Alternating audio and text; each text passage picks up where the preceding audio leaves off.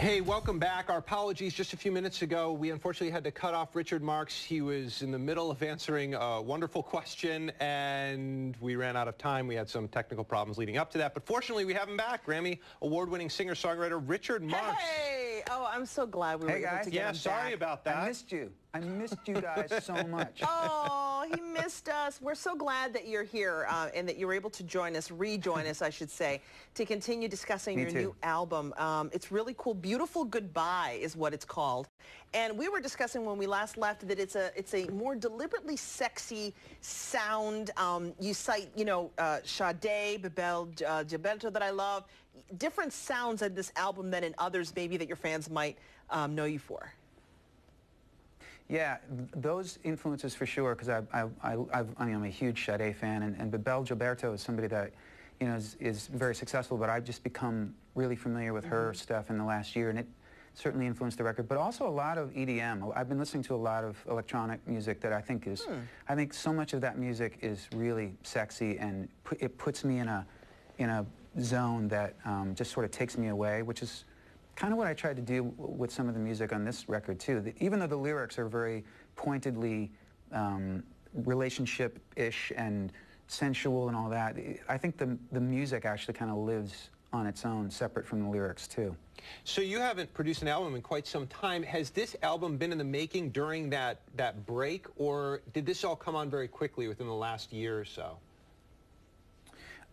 Most of it came on in the last 6 or 7 months. Most of the songs were written in a really short period of time recently. But I wrote a couple of songs over the last couple of years that I didn't know what to do with, really. I'm always writing songs, and I just sort of stumbled upon these couple of songs. One was called Inside, and the other was called Suddenly, and I thought that they sounded like they came from an album, like the same album, and that's what really sort of made me realize that I was making an album. I hardly ever consciously sit there and go, I'm going to make an album. I just sort of stumble into it. And once I kind of had the idea for what I wanted the record to sound like and what I wanted the subject matter to be, it was effortless.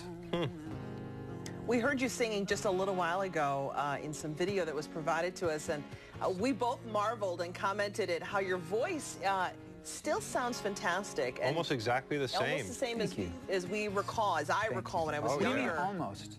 It's you pretty sound good. Identical. What do you do to care for your voice over a career like this? Just a lot of Belvedere vodka. Just a lot of... As someone who depends on his voice, that's been duly noted. Hey, the cover That's of your my album. secret. The cover of your album looks like it's an ad for some sort of drink or something. It's so, there's a lot of unbuttoned buttons. I noticed. Whoa. I noticed that. Whoa. Whoa, you're the whoa. Well, this is a sexy album. Thank you for noticing. I'm a woman. I notice these things and just putting it out there. I may not drink vodka, but when I do. It's to the music of Richard Marx. Real quick, we also marvel. Look, we're writing the ad.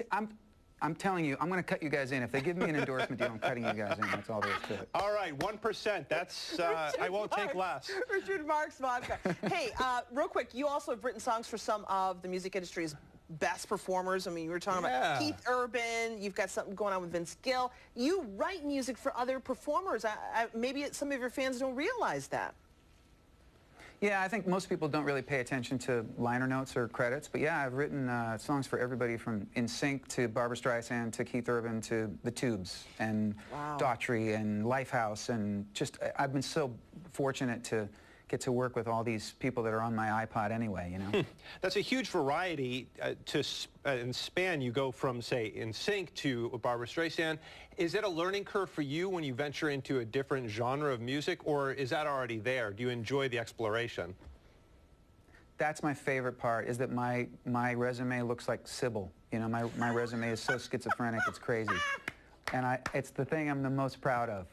Because as an artist, you kind of have to sort of stay in a certain, genre, but as a writer and producer, I get to do, there are no rules, and I've gotten to work with just this array of amazing different artists, and I learn something every time I do a project. That's great. Hold on to the night, Richard, okay? Just hold on to the memories.